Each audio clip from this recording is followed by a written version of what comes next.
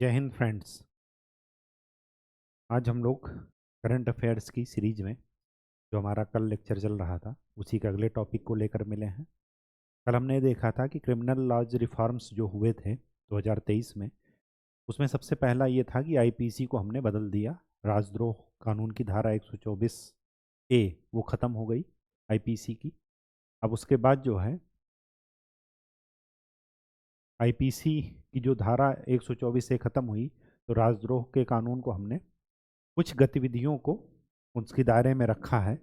जो पहले broad definition थी उसको हमने चेंज कर दिया और फिर हम नए विधेयक को किस नाम से जानते हैं? भारतीय न्याय संहिता 2023। ठीक। अब जो दूसरा आज हम कानून पढ़ेंगे वो है सीआरपीसी 1973 को चेंज करके क्या बनाया गया? भारतीय नागरिक सुरक्षा अधिनियम 2023। तो चलिए स्टार्ट करते हैं।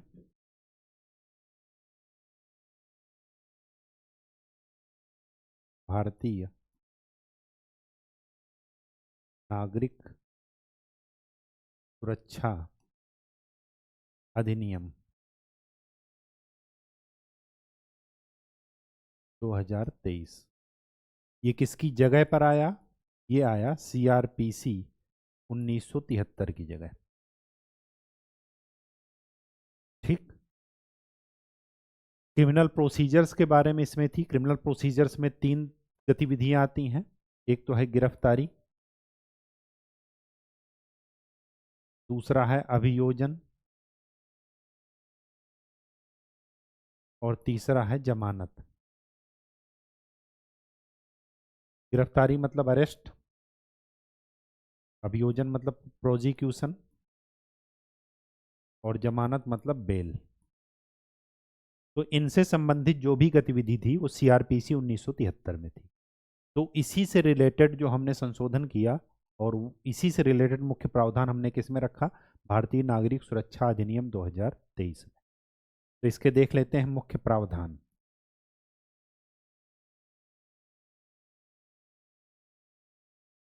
मुख्य प्रावधान।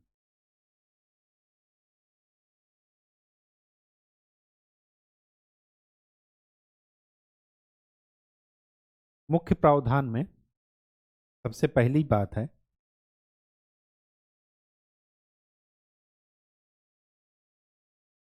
विचाराधीन कैदियों की हिरासत। विचाराधीन कैदियों की हिरासत। मैंने आपको जेल सुधार जब पढ़ाया था, प्रिजन रिफॉर्म, तो उसमें हमने बताया था, ये करंट अफेयर्स में ही मैंने पढ़ाया था कि विचाराधीन कैदी 70% कैदी क्या है? विचाराधीन। और उसमें से भी 80% से ज़्यादा वो हैं जो जिस अपराध के लिए बंद हैं उससे आधी से ज़्यादा सजा वो काट चुके हैं।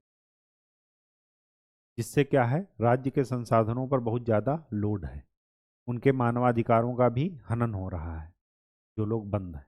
ठीक। तो इसमें हमने तीन प्रोविज़न किए। तीन प्रोविज़न बहुत ही इंटरेस्टिंग है। इंटरेस्टिंग इस वजह से हैं क्योंकि हमारा मेन काम था हिरासत में कैदियों की संख्या को कम करना। ठीक। तो पहली बात, तो जिन्होंने पहली बार अपराध किया है, पहली बार अपराध किया है और जो उसके द्वारा तय सजा है उसका 1/3 वो काट चुके हैं हिरासत में, तो उनको जमानत पर रिहा किया जा सकता है। ये पहला प्रोविजन। जेल में अननेसेसरी का लोड नहीं डालना है, उनको सोसाइटी का अंग बनाइए, उनका पुनर्वास कीजिए ताकि वो चीज़ें जो है घुल मिल करके साथ साथ चलें। ठीक। वो भी एक समुदाय का क्या हो जाए? समाज का अंग बन जाए। दूसरी बात, जिन्होंने पहली बार अपराध किया है और उनकी केस की सुनवाई भी चल रही है और तय सजा का 50% उन्होंने काट लिया है अभी तक, तो उनको भी जमानत पर रिहा किया जा सकता है। ये दूसरी बात थी। पहला, जिन्होंने अपराध किया हो, अभी उनकी केस की सुनवाई नहीं चल रही है और वो 1/3 जो सजा थी वो काट चुके हैं हिरासत में, तो उनको जमानत पर रिहा। दूसरा, जिनका केस चल रहा है और पहली बार अपराध किया है और 50% सजा वो काट चुके हैं, तो उनको क्या कर सकते हैं, रिहा कर सकते हैं। 50% किसका, उस केस, उस अपराध के लिए जो भी सजा का प्रावधान था उसका 50%। ठीक है, तो ये ध्यान रखिएगा। किन चीज़ों में विचाराधीन कैदियों की हिरासत जो है वो जमानत नहीं होगी, वो दो चीज़ें हैं। जब सजा में आजीवन कारावास हो या मृत्युदंड हो, मतलब वो किसी के मर्डर वगैरह में हैं बंद, तब उनको रिहा नहीं कर सकते। और दूसरा, जब एक से अधिक अपराध के लिए बंद है।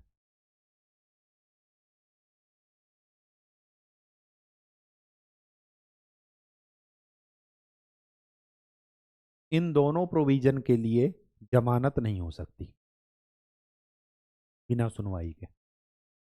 ठीक, ये चीजें जरा ध्यान में रखिएगा।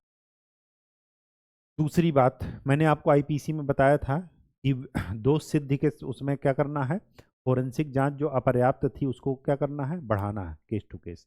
तो यहाँ पर क्या करना है, फोरेंसिक जांच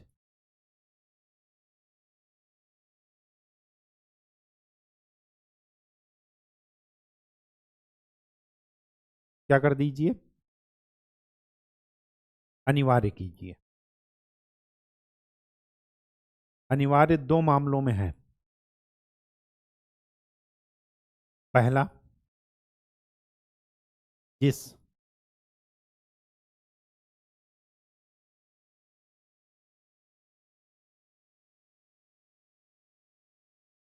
जिस अपराध के तहत सजा की अवधि 7 वर्ष से ज्यादा हो, उस सजा में फोरेंसिक जांच अनिवार्य है। और दूसरी बात है कि जिस राज्य के पास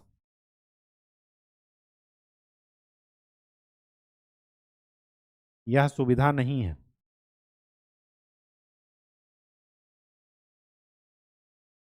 तो ऐसा नहीं कि वो कैदी को छोड़ देगा या जबरदस्ती बंद किए रहेगा, ये भी नहीं कर सकता। तो वो दूसरे राज्य से फोरेंसिक जांच करवाएंगे।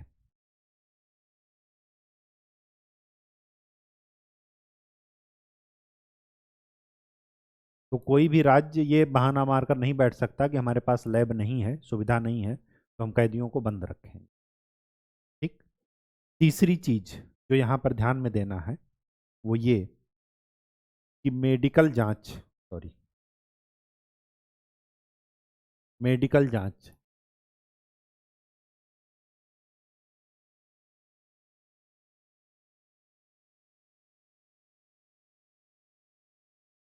कोई भी पुलिस अधिकारी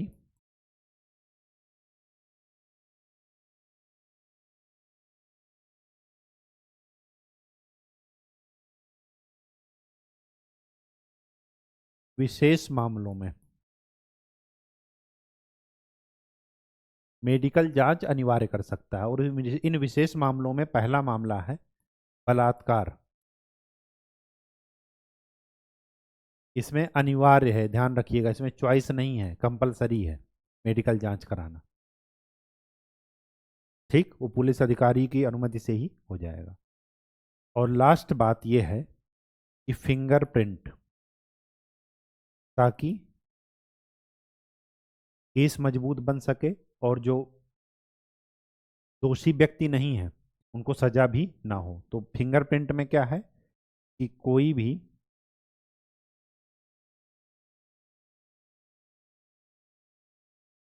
किसी न्यायाधीश के द्वारा, जज के द्वारा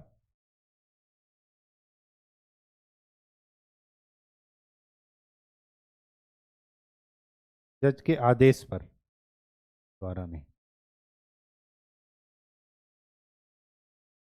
यह जांच अनिवार्य,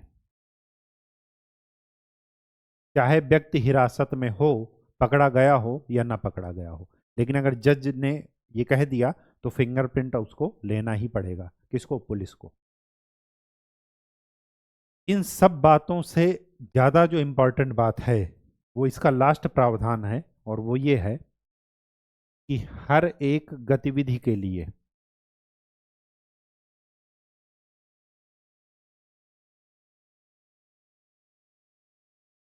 समय सीमा तय कर दी गई,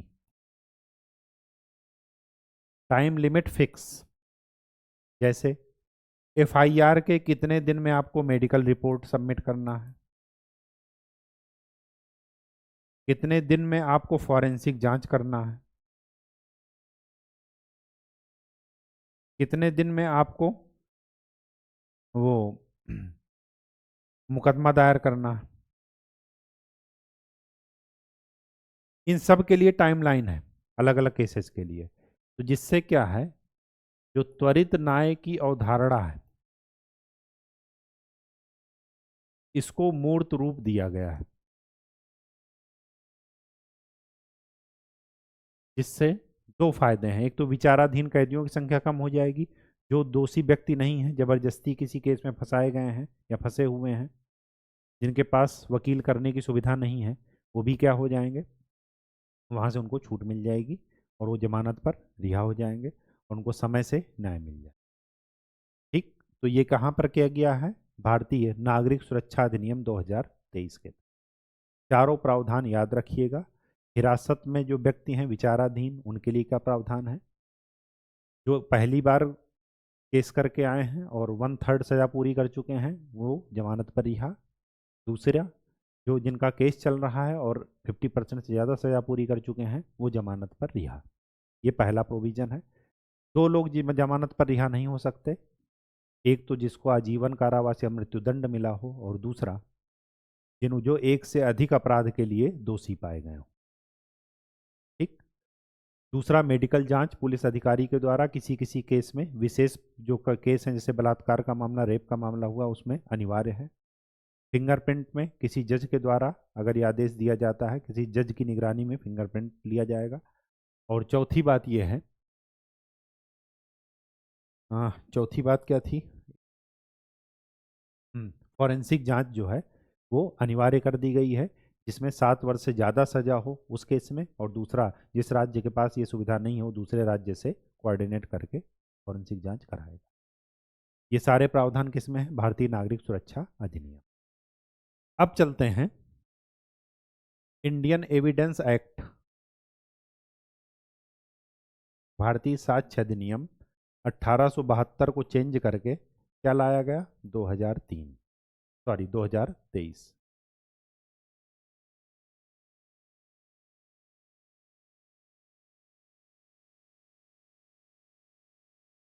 इंडियन एविडेंस एक्ट 1872 का दो संशोधन आप याद रखिएगा। एक तो 2000 में इसमें संशोधन करके आईटी चीज़ें शामिल की गई, इंफॉर्मेशन टेक्नोलॉजी से रिलेटेड, और दूसरा 2003 या 13 में, 2013 में हुआ है, सहमति से यौन संबंध, ये वाला ही जो मामला था, उसको भी इसमें क्या किया गया है, शामिल किया गया है। ठीक। लेकिन अब ये चेंज होकर के क्या हो गया, 2023 में। 2023 में चेंज करने का प्रोविजन क्या था, मतलब क्या उद्देश्य था, जो उद्देश्य था वही इसका मुख्य प्रावधान है। तो इसके मुख्य प्रावधान और उद्देश्य की एक ही साथ बात कर लेते हैं।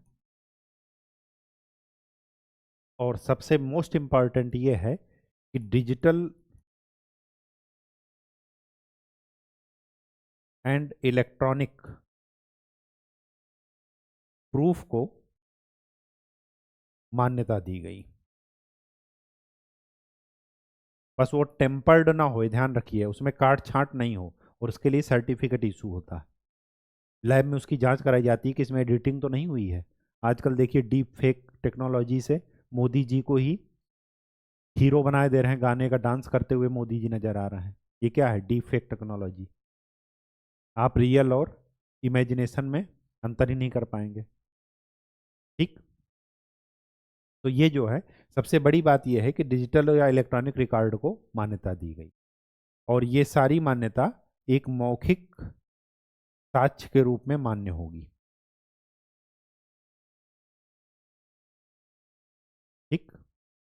मतलब इसको मौखिक साक्ष्य की तरह ट्रीट किया जाएगा।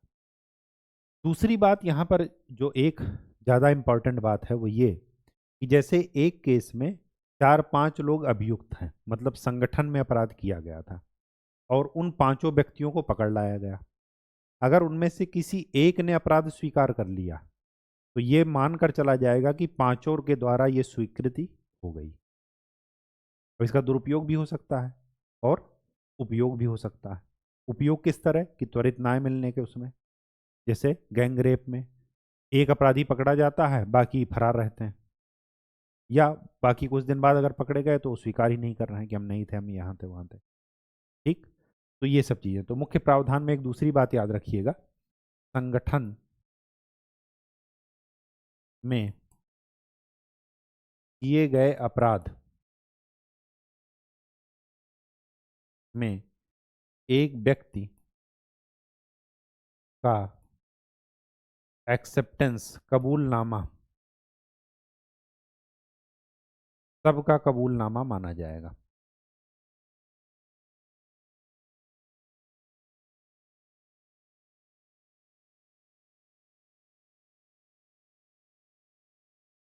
ठीक,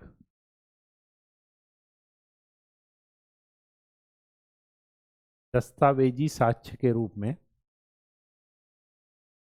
इलेक्ट्रॉनिक रिकॉर्ड्स को मान्यता भी दी गई है।